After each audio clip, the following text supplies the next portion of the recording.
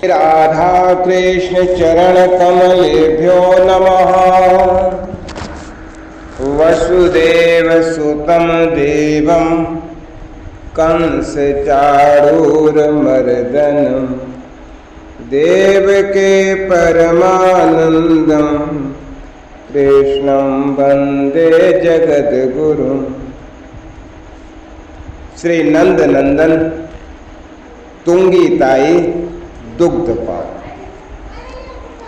तुंगी ताई कहती हैं, नाम तो मेरा प्रभावती है, किंतु ऊंची काया के कारण मुझे ससुराल में सब तुंगी कहने लगे और अब तो यही मेरा नाम हो गया है। नारी का अपना नाम रूप क्या, हम तो पति को अर्पिता होकर उनसे एक हो जाती हैं, रूप पर आवरण घूंघट डाल लेती हैं, उसे जब वे उठावे तब उठें और नाम वो जो कहकर पति ग्रह के सम्मान जन पुकारने लगे वही नाम। लेकिन आज मुझे अपने देवर के कुमार के नाम की बात कचोट रही है। मैं उसकी बड़ी ताई हूँ। मेरा ऋषभ दाऊ से दो ही दिन तो छोटा है, किंतु वह 11 दिन का हुआ है, तभी उसका नामकरण हुआ था। दाऊ की अब तक नामकरण संस्कार नहीं हुआ। उसका हो गया होता तो आज नंद नंदन के नामकरण का हम महोत्सव मनाते। परसों रोहिणी रानी ने कहा भी था कि इसका नामकरण होना चाहिए। ये बात मेरे देवर नंद राय स्वीकार नहीं कर सकते थे। एक ही घर में रहकर घर की स्वामिनी रोहिणी रानी के पुत्र को पराया बनाया जा सकता है? बड़े भाई का संस्कार नहीं हुआ तो छोटे का पहले कैसे हो जाएगा? मथुरा बड़ी नगरी है और वहाँ कंस जैसा क्रूर कुटिल राजा है। कोई बड़ा ही कारण रहा होगा कि वसुदेव जी ने कहला भेजा रोहिणी नंदन के किसी संस्कार में शीघ्रता न की जाए। अब तो जब दाऊ का नामकरण होगा तभी इस नन्हे नीलमणि का भी होगा। अब तो इसके केवल वे आवश्यक संस्कार ही होने हैं जो दाऊ के हो चुके हैं, जिनको टाला नहीं जा सकता। तो मैं पूरी रात नामकरण की उधेड़ बुन में उस रात रह गई और भूल ही गई कि सवेरे ही मेरा ये नव युवराज पालने में पौड़ेगा। बड़े सवेरे मुखरा मेरे समीप आ गई और उसने कहा, बड़ी रानी ने प्रार्थना की है कि आज आप शीघ्र आ जाएं और आज के उत्सव की व्यवस्था गोपियों का सत्कार संभालें। क्यों, मैं तो चौंक ही गई। बड़ी रानी आज व्यवस्था क्यों नहीं संभालेगी? वे आज लाल को झुलाना चाहती है। मुखरा ने ये कहकर मेरे मन का भार उतारा। मैं तो पता नहीं क्या सोचने लगी थी। रोहिणी रानी के रहते नंद भवन की व्यवस्था दूसरी कोई भला क्यों संभालेगी? किंतु वे बड़ी हैं, हम सबकी सम्मान्या है। ये लाल उनका स्वतंत्र सर्वोपर है। आज ये प्रथम बार पलने में पौड़ेगा तो उनका हृदय अवश्य मरेगा। वे इसे झुलाना चाहती हैं, उनका वात्सल्य इसमें सर्वप्रथम मिलना ही चाहिए। महर्षि शांडिल्य की पूजा विधियों में शिशु के 12 दिन का होने पर होने वाली वो शेष साई श्री नारायण की पूजा मुझे सबसे सुंदर लगती। पूरा प्रांगण जल प्रवाह के मार्गों को अवरुद्ध करके गोदुग्ध से भर देना और उस क्षीराब्द के प्रतिरूप के मध्य भगवान अनंत साई की झांकी। महर्षि ने गणपत नवग्रह योगिनी कलशादि की पूजा करा के आवरण देवताओं की पूजा कराई। कितने सौभाग्य से ये दिन आया कि मैं देवर को अंक में अपने लाला को लिए श्री हरि की पूजा करते देख सके। युग युग जीवे लाल, भगवान नारायण इस पर सदा सुप्रसन्न रहे। मेरे रोम रोम से जो आशीर्वाद निकल रहा था वही तो रजत समस्व बलि पलितकाय तेजोमूर्त तपस्वी ऋषिमुनियों ने दोहराया सस्वर सामगान तथा श्री हरि का स्तवन करने के आकाश में देव वाद्य बजते रहे और हमारा नंद भवन बाहर भीतर वाद्यों से, शंख ध्वनि से, वेद पाठ से और गोपियों के गान से गूंजता रहा। पुष्पों की वर्षा से प्रांगण पट गया था। सच कहूं, मैंने स्वप्न में भी न क्षीर समुद्र देखा है, न उसमें अनंत साई हरि की झांकी पाई है। कोई अभिलाषा भी मन में नहीं है। महर्षि नंद प्रांगण में जो पूजन के लिए श्री हरि का प्रतिरूप बनाया था, क्षीराब्द के मध्य वो बहुत सुंदर था, किंतु मेरे नेत्र सफल हो गए। मेरे सम्मुख जन्म जन्म से बस ये शोभा बसी रही, मेरे नंदलाल के पलने में पौड़ने की शोभा। इससे अधिक सुंदर न क्षीराब्द हो सकता है और न उसके अधिष्ठाता। शुभ्र रजत पलना और उसमें स्फटिक हीरक लगे हैं, मुक्ताओं की झालरें लटक रही हैं, पद्म राग, पुष्प राग, वैदूर्य, इंद्र नील मणि आदि के खिलौने, सुख सारकाद तो लगते हैं कि क्षीराब्द पर रंग बिरंगे पक्षी उतर आए। और इसके दुग्धोज्जल मृदुल आस्तरण पर यशोदा ने अपने लाला को मंत्र पाठ पुष्प वृष्टि के मध्य लिटा दिया। नन्हे से नीलमणि के लिए पलने का ही यह पयोध पर्याप्त है। अब ये इस पर किलकेगा, अपने कोमल अरुण कर पर उछा लेगा। महर्षि ने तो पलने की, रज की और खिलौनों की पूजा कराई।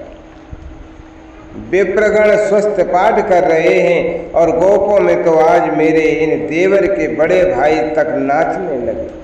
अब मुझसे कैसे रहा जाएगा, और मैं रहना भी चाहूँ तो देवरानियाँ मुझे बैठे रहने दें। मैं नाचूंगी, जी भरकर नाचूंगी। बधुएं क्या नाचेंगी मेरे साथ। मेरी जन्म जन्म की साध पूरी हुई है।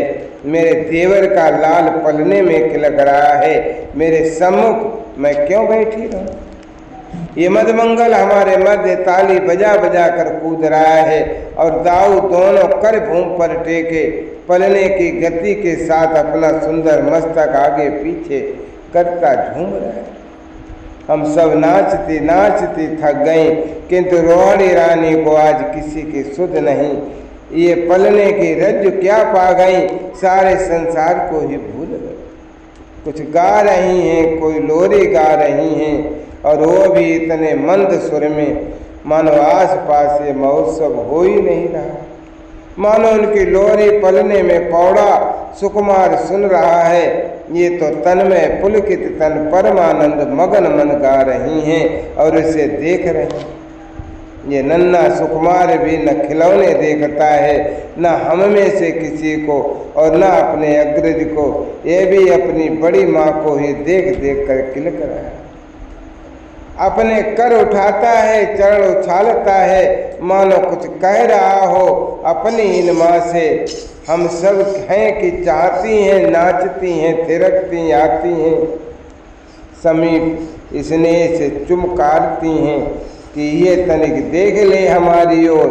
किंतु आज ये अपनी बड़ी माँ में मग्न है और बड़ी माँ इसमें मग्न है। नंद नंदन आज 31 दिन का हो गया है। आज इसे गोदुग्ध पिलाया गया। आज का यह महोत्सव, आज तो श्री हरि ने ही मेरी लाज रख ली। मुझसे यशोदा के सम्मुख की सवेरे देवरानी पीबरी ने पूछा था, ब्रज के युवराज को दूध कौन पिलावे। मेरे मुख से निकलने ही जा रहा था, इसकी धात्री बनने का स्वत्व तो मेरा ही। श्री नारायण ने मेरी जिह्वा पर सरस्वती को ही बैठाया होगा कि मेरे मुख से निकल गया, समय पर ही निश्चय हो जाएगा। किसके मन में नहीं है। गोपियों ने मेरा संकोच किया, ये अच्छा ही हुआ, सबकी साध है। मैं अपने ही मन से जानती हूँ कि कितनी साध थी मेरे मन में, किंतु कह बैठी होती तो कितने बड़े सौभाग्य से वंचित हो जाती। मेरी साध तो सहस्र गुना करके नारायण ने पूरी करी। ब्रजेश्वरी, मुझे अपने पुत्र की दायित्व बना लेना।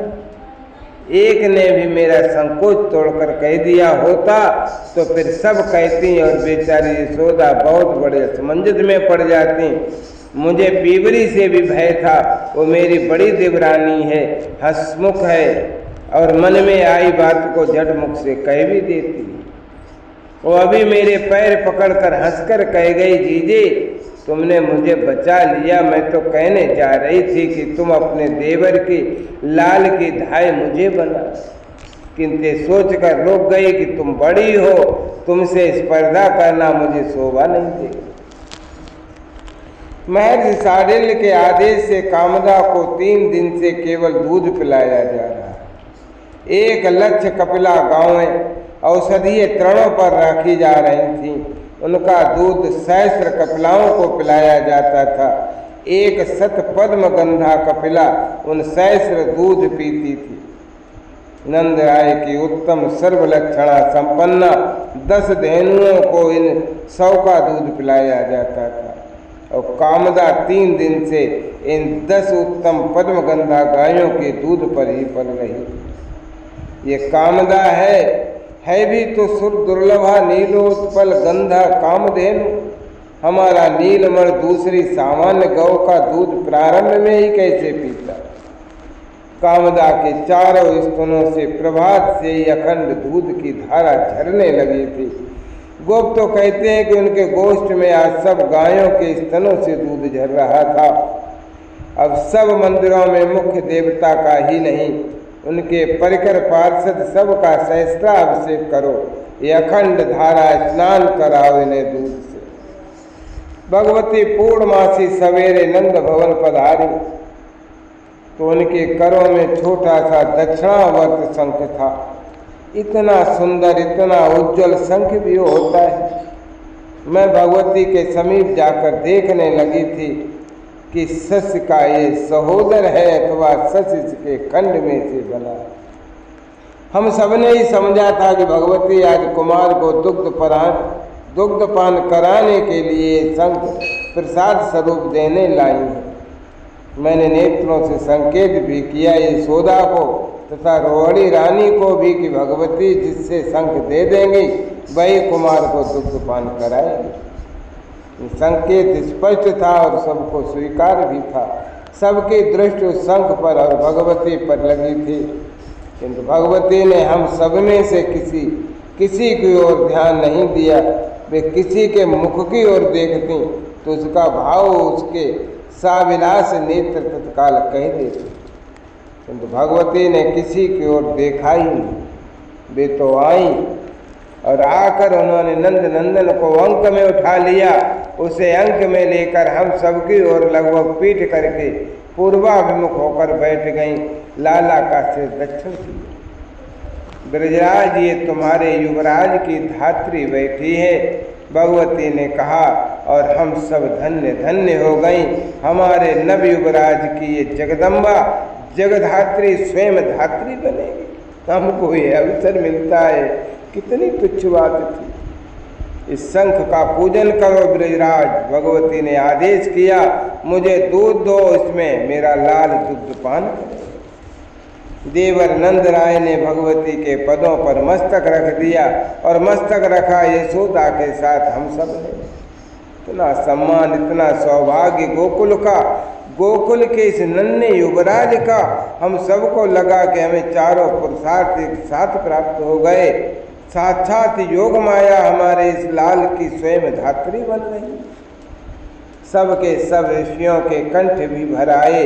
केवल महर्षि शांडिल्य के कंठ का मंत्र पाठ स्पष्ट सुस्थिर चल रहा था।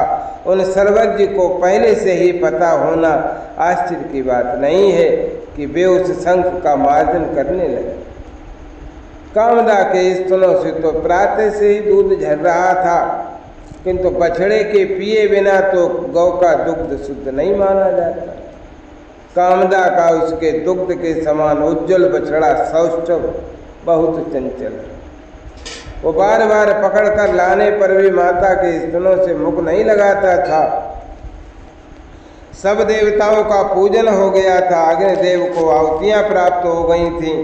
कामदा और सौष्ठव का भी पूजन हो गया तथा शंख का भी यशोदा ने भगवती पूर्णमासी के श्री चरणों की सविध पूजा की। आचार्य का अर्चन हो गया। उन्होंने आशीर्वाद भी दे दिया। मेरे सबसे छोटे देवर नंदन जे नवीन वस्त्रावरण में सजे स्वर्ण दोहनी लिए गोदोहन को प्रस्तुत थे।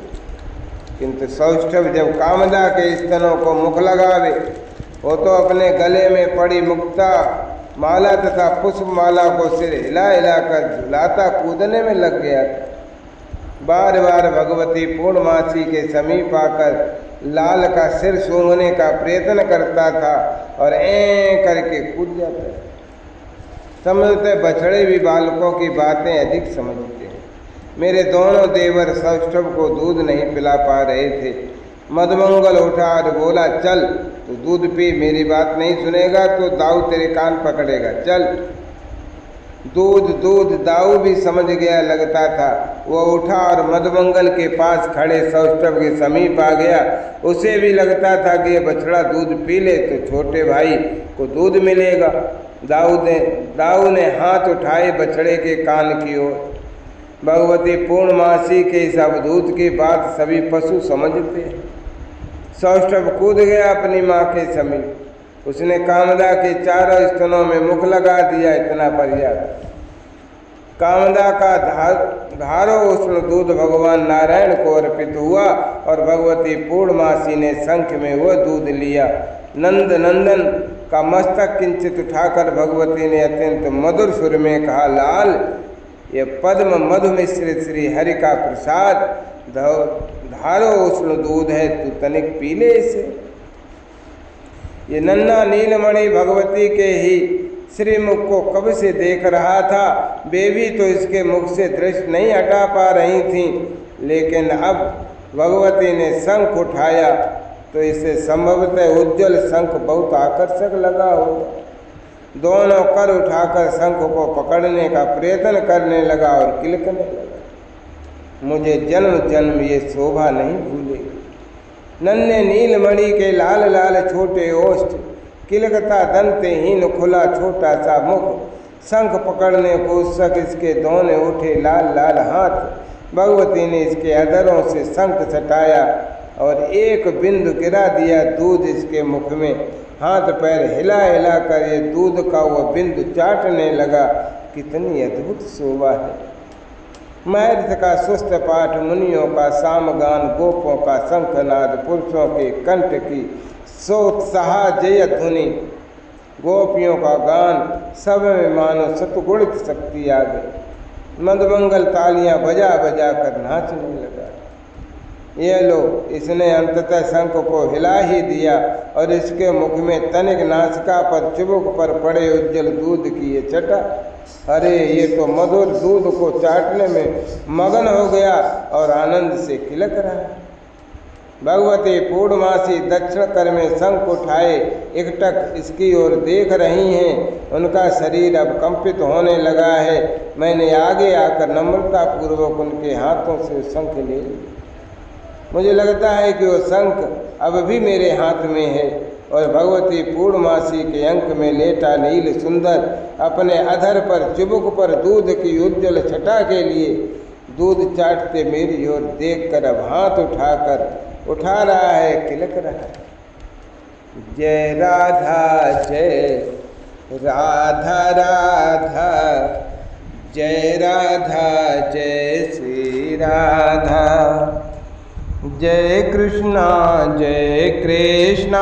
कृष्णा, जय कृष्णा जय श्री कृष्णा।